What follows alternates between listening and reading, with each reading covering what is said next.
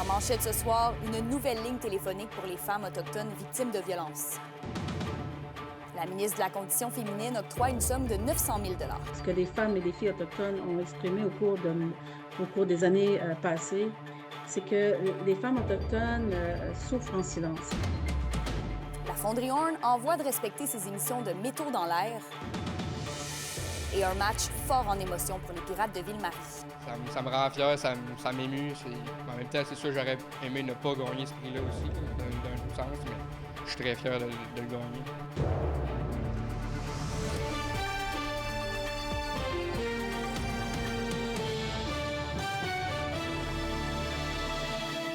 Bon lundi, je suis heureuse de vous retrouver pour ce TVA 18h. D'abord, près de 900 000 sont octroyés par Québec pour bonifier l'aide aux femmes des Premières Nations victimes de violences. Félix, est-ce qu'on a une idée de la manière dont l'aide va prendre forme? Oui, eh bien, l'argent donné par le gouvernement va servir à offrir un service d'aide téléphonique sous forme d'un OBNL. Donc, les femmes et les filles autochtones victimes de violences conjugales, familiales et sexuelles vont pouvoir y appeler 24 heures sur 24, 7 jours sur 7. Elles pourront être servies en français, en anglais et dans certaines langues autochtones. La présidente de Femmes autochtones du Québec, Marjolaine Étienne, raconte qu'il y avait un réel besoin pour ce service. On l'écoute. Ce que les femmes et les filles autochtones ont exprimé au cours des années passées, c'est que les femmes autochtones souffrent en silence. Donc, à l'intérieur même de cette souffrance, c'est qu'elles ont exprimé effectivement de vouloir vivre dans un environnement plus sécuritaire. On sait que l'enjeu, principalement au niveau sur la violence sous toutes ses formes, est encore présente, sinon encore plus à ce moment-ci, considérant les impacts de la pandémie. Donc, le fait de pouvoir mettre une ligne qui sera adaptée et appropriée par et pour les femmes autochtones, c'est quelque chose effectivement qui va lui répondre. Et Félix, est-ce que les organismes sont d'avis qu'une ligne d'écoute, ça va être suffisant? Eh bien, Femmes autochtones du Québec dit d'emblée que la ligne d'écoute ne fera pas office de ligne d'urgence comme le 911.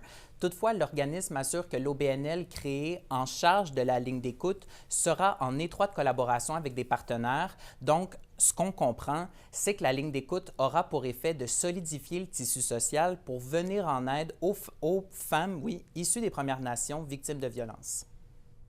Je vous dirais que ce qui va être suffisant, ça va être de pouvoir faire en sorte de jouer une mobilisation collective, je vous dirais, et active aussi avec les autres organisations allochtones ou non autochtones aussi également, pour pouvoir s'assurer qu'effectivement que le service attribué au niveau des femmes soit un service continu. Il ne faut plus qu'il y ait un siège vide ou que ça tombe entre deux chaises. En terminant, Kémilia, seulement mentionner qu'il reste encore des étapes de travail avant de rendre la ligne téléphonique disponible. Merci, Félix. Je vous en prie. On poursuit avec le dossier de la Fonderie Horn. Puisqu'elle est en voie de respecter ses engagements en matière de réduction de contaminants dans l'air, on écoute Marie-Élise Vigé, directrice environnement à la Fonderie Horn. La moyenne des émissions de métaux lourds dans l'air respecte les cibles fixées, ce depuis les 9 derniers mois. Qu'est-ce que ça en dit sur le travail qui est fait à la fonderie pour justement réduire les émissions? Au fond, nos équipes ont fait de très beaux travail, surtout l'année dernière, avec des gros projets qui ont été mis en place. Et on continue cette année à améliorer certains de ces projets, d'autres équipements, et de continuer de travailler, de suivre de très près les opérations. Donc, je pense que ça présente vraiment la dédication des équipes à mener tous les projets à bon port. Parce qu'en général, on parle beaucoup de l'arsenic, mais si on a regardé les chiffres, c'est vraiment tous les métaux lourds, en fait, respectent les cibles fixées, là. Tout à fait. En fait, les projets qu'on met en place viennent cibler l'ensemble des émissions, donc pas seulement l'arsenic, mais tous les autres métaux et poussières qu'on retrouve dans les émissions. Et juste pour qu'on soit clair, là, le projet Aeris est encore sur les rails, si je ne me trompe pas, le projet? Le projet Aeris est dans la phase de faisabilité en ce moment. Donc, on travaille pour remettre le rapport là, pour le premier quart pour déposer, en fait, le rapport de faisabilité. Donc, ces chiffres-là que vous avez présentement justement sur le respect des cibles fixées, c'est des chiffres qu'on obtient sans nécessairement présentement avoir Aeris qui fait son œuvre. Est-ce qu'en ce sens-là, au vu des bons chiffres, la Fonderie Horn a encore besoin de projets comme Aeris si on est déjà capable de réussir à avoir ces cibles-là? En fait, on a des beaux projets qui nous ont mené de beaux résultats et ça nous permet en fait de continuer d'améliorer et d'optimiser autant les opérations que ce qui peut venir par la suite d'autres projets. Donc, et comme vous le savez, là, nos cibles continuent de baisser avec les années. Donc, on va continuer de travailler à développer des projets pour atteindre ces cibles-là. Donc, vraiment, il est encore justifié et justifiable. Tous les projets d'amélioration sont justifiés et justifiables. Et vous venez de le dire, là, qu'on mise encore puis on veut encore diminuer. Est-ce qu'on peut espérer, est-ce qu'il y a un monde dans lequel on atteint les cibles avant mars 2028? Est-ce qu'il y a un monde où ça existe qu'on atteint toutes les cibles, notamment l'arsenic, avant mars 2028? C'est sûr que les équipes sont dédiées à continuer d'améliorer les performances et d'atteindre le plus bas taux possible, le plus rapidement possible. Donc, si on est capable de le faire, on va le faire. Mais je ne peux pas vous promettre le blue sky en ce moment. Ça, c'est les résultats que vous avez eus à votre station d'échantillonnage qui est le plus proche de la fonderie 1, mais pour ce qui est des autres stations d'échantillonnage, les chiffres sont déjà encore drastiquement plus bas, c'est ça? Tout à fait. En fait, les résultats qu'on a présentés, on a présenté autant ceux de la station légale. On est donc à 42,2 à la station légale. Mais aussi, on regarde la deuxième station la plus proche qui se retrouve à l'Aréna d'Effion. On est à 9 nanogrammes par mètre cube pour l'arsenic. Donc, rapidement, les concentrations diminuent pour l'ensemble des stations qu'on a dans le périmètre urbain. Elles sont toutes sous le 15 nanogrammes par mètre cube déjà. Et en santé, une éclosion d'influenza a présentement lieu à l'unité de médecine de l'hôpital d'Amos. Plusieurs mesures sont en place pour éviter une propagation plus importante, comme le port du masque obligatoire, l'hygiène des mains renforcée et le port d'équipements de protection individuels.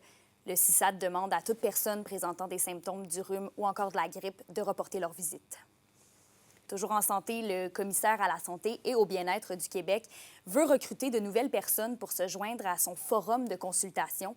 Les personnes en provenance de toutes les régions doivent fournir leur point de vue sur différents enjeux en lien avec le système de santé et de services sociaux. L'appel de candidature pour les citoyens se poursuit jusqu'au 16 mars prochain. Le forum, c'est un groupe de citoyens qui est composé de citoyens et d'experts qui ont pour objet de réfléchir sur des questions souvent liées aux valeurs, à ce qui est le plus important pour la population. Donc, ce qui nécessite là, une discussion pour à la fois mieux comprendre le système, mais après ça, informer sur qu'est-ce qui est éthiquement raisonnable pour la population. Et ainsi informer la prise de décision.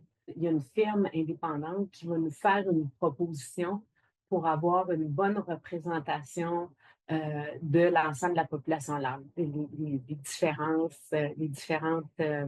cultures, les différents groupes d'âge, le sexe, les niveaux d'éducation.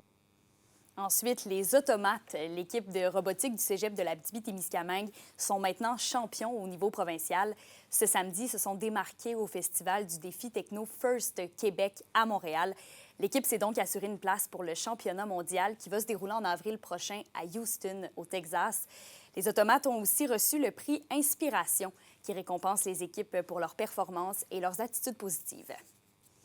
Ensuite, c'est cette semaine qui est soulignée la persévérance scolaire.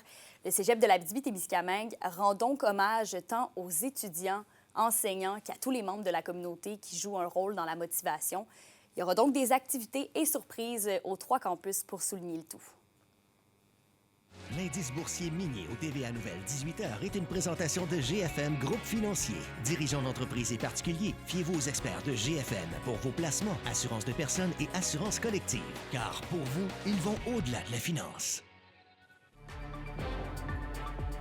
Une nouvelle exposition est présentée au Centre Vauard de Val-d'Or et elle met à profit le talent des abeilles.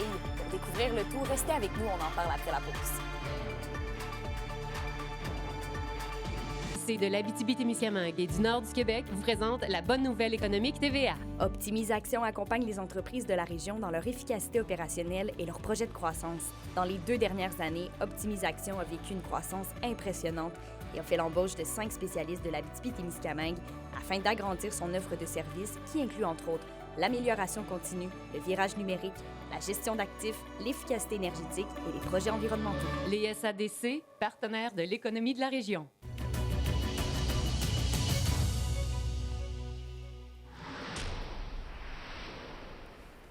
Justine, l'artiste témiscamienne Émilie Bécoté présente sa nouvelle exposition « Habiter la ruche » au Centre Vohard de Val-d'Or.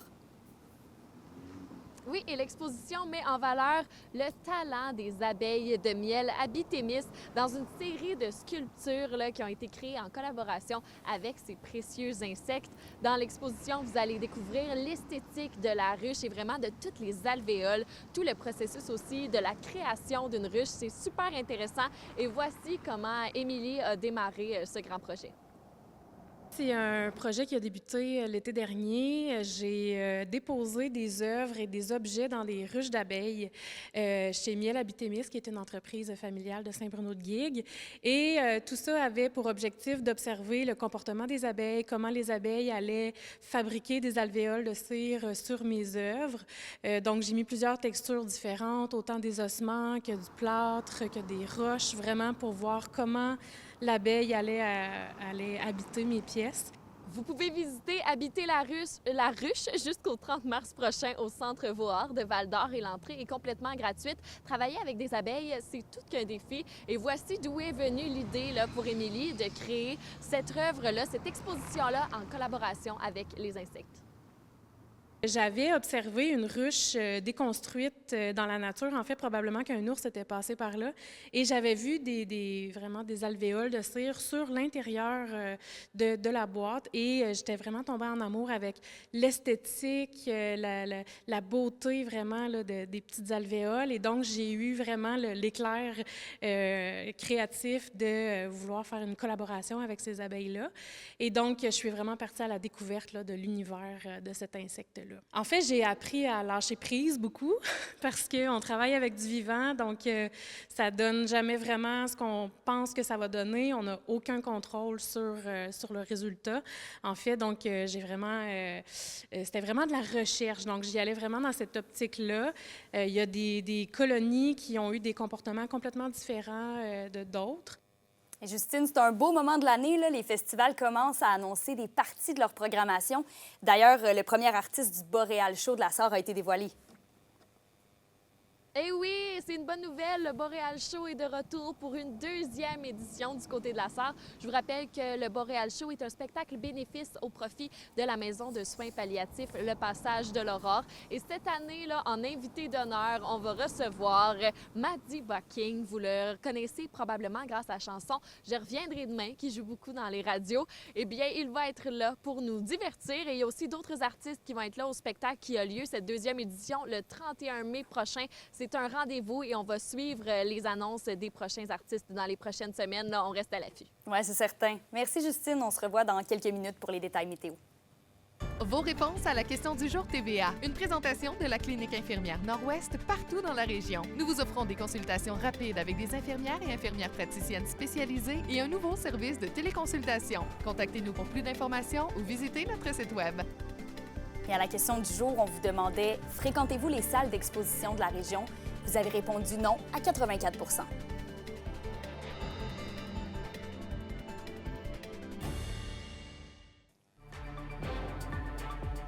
Hier, c'était le 6e affrontement entre les Huskies de Rouyn-Noranda et les Foreurs de Val-d'Or cette saison. On revient sur le match après la pause.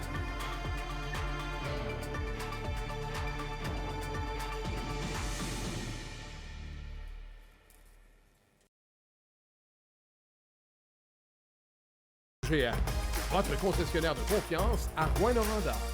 Là où qualité et choix se rencontrent. Samedi soir marquait le dernier match local des Pirates de Ville-Marie dans la GMHL. C'était aussi la remise des trophées individuels et l'un des honneurs a fait particulièrement réagir. Alexandre Cabana revient sur la soirée.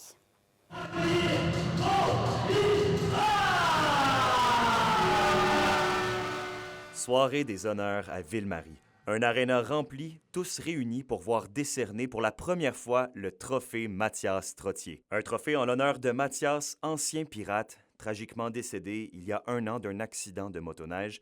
Un prix pour la persévérance dans la vie et au hockey, remis au capitaine des Pirates, Olivier Boucher, grand ami du défunt. Moi, ça veut dire beaucoup. C'était mon meilleur ami. C'est une très grosse perte. Mais ça me touche. Ça me touche énormément. Puis, Ça fait 4 ans que je suis ici, j'étais là les 3 ans, puis ça me rend fier, ça m'émue. En même temps, c'est sûr, j'aurais aimé ne pas gagner ce prix-là aussi, là, d'un autre sens, mais je suis très fier de le gagner. On l'a donné à Olivier Boucher, puis ça, Olivier Boucher, c'est un peu son frère, tu sais, veut pas, c'est son meilleur ami. Il avait les mêmes qualités que Mathias. Bien, il a les mêmes qualités que Mathias. Je veux dire, c'est un gars persévérant, c'est un gars que, peu importe ce qui se passe dans les matchs ou pendant la saison, il lâche jamais, puis c'est pour ça qu'il est le capitaine des Pirates aussi. Fait que je pense que tout seigneur, tout honneur, ça lui revenait là, naturellement. S'ensuit un match tout aussi émotif, où le jeu physique est à l'honneur, avec pas moins de 3 bagarres dans le match, des blessures, des prises de bec entre les joueurs des River Dragons et les partisans des Pirates, bref, tout un spectacle. Les Pirates ont ainsi vogué vers une éclatante victoire de 5-4 contre la meilleure équipe de la Ligue. C'était un bon match, c'est une bonne équipe qu'on affrontait. Donc, c'est sûr que nous, il fallait répondre de façon disciplinée aussi, mais bien dosé. À un moment donné, il ne faut pas que tu te laisses faire non plus, mais de rester discipliné là-dedans. Puis je pense que c'est ce qu'on a réussi à faire overall. On a gardé le focus puis on a fait les bonnes choses. Les Pirates prennent maintenant la direction de Center pour terminer la saison en beauté avec 2 matchs contre leurs rivaux. Les séries débuteront dans 2 semaines. Alexandre Cabana, RNC Nouvelles, à Ville-Marie. Et toujours au hockey, hier, c'était le 6e affrontement entre les Huskies de Rouyn-Noranda et les Foreurs de Val-d'Or cette saison. Les Huskies ont rapidement pris le contrôle du match avec 3 buts en un peu plus de 8 minutes de jeu. Un festival offensif était attendu et c'est exactement ce que les 2600 spectateurs de l'Arena Glencore ont eu, 5-1 en faveur de l'équipe locale après la première période. Les Foreurs ont ensuite appuyé sur l'accélérateur et ont tenté de réduire l'écart à 2 reprises, mais en vain. Victoire des Huskies 6-3. Val-d'Or qui n'a toujours pas remporté de match contre leurs rivaux régionaux cette saison, en affichant un dossier de 0-6 contre la Meurthe. À noter qu'il s'agissait aussi du tout premier match dans la LHJMQ de la Mossois, Jérémy Jarret, qui portait les couleurs des Huskies. Celui qui est présentement meilleur pointeur des Forestiers d'Amos s'est d'ailleurs attiré les éloges de son entraîneur-chef, Steve Hartley, qui a souligné l'intelligence du jeu et le potentiel de Jarret. Le prochain duel de la 117 est prévu pour le 5 mars prochain du côté du centre Anico Eagle. La météo, une présentation de Nicole Auto de la Sarre, la capitale du pick-up. Vous y trouverez toujours le meilleur choix, toujours le meilleur prix. À la météo, Justine, Mère Nature a décidé de commencer la semaine en nous envoyant de la neige. Je pense qu'elle avait le goût de faire plaisir aux motoneigistes. On le sait, plus il y a de neige, plus ils sont heureux. Bien, je peux te dire qu'Emilia qui vont être très contents dans les prochaines heures parce qu'on va en avoir de la neige. Ce qui nous attend pour ce soir et cette nuit en Abitibi, c'est de la neige. Comme je l'ai mentionné, on va avoir une accumulation de 5 cm par endroit et un minimum de moins 19 avec un refroidissement éolien quand même près du moins 30 au courant de la nuit. On a même un risque d'engelure. Alors, si vous avez à sortir ce soir, on s'habille comme il faut. Pour le Témiscamingue, on aura aussi des averses de neige, mais un petit peu moins avec une petite accumulation de 2 cm et un minimum de moins 17 avec un refroidissement éolien près du moins 25 au courant de la nuit. Demain, sur l'ensemble du territoire, on va avoir quelques averses de neige qui devraient cesser le matin. Une alternance de soleil et de nuages par la suite avec un maximum de moins 16 et un refroidissement éolien près du moins 28. Alors, on habille comme il faut les tout-petits avant qu'ils partent à l'école demain matin pour être sûr qu'il n'y ait pas froid au courant de la journée. Et pour mercredi, on va avoir du soleil partout en région avec un maximum de moins 12. Demain, comme je vous l'ai mentionné, là, ça risque d'être une journée assez froide. On s'habille comme il faut et si votre voiture a de l'âge, si elle a du vécu, eh bien, n'oubliez pas de la brancher ce soir pour être sûr qu'elle parte demain matin. Bon, ben je vais brancher ma voiture. Merci, Justine. En terminant, la municipalité de Landrienne demande à ses citoyens de réduire au minimum leur consommation d'eau pour encore 24 heures afin de pouvoir remonter la réserve d'eau. Là-dessus, je vous souhaite une belle soirée. On se retrouve au TVA Midi. À demain.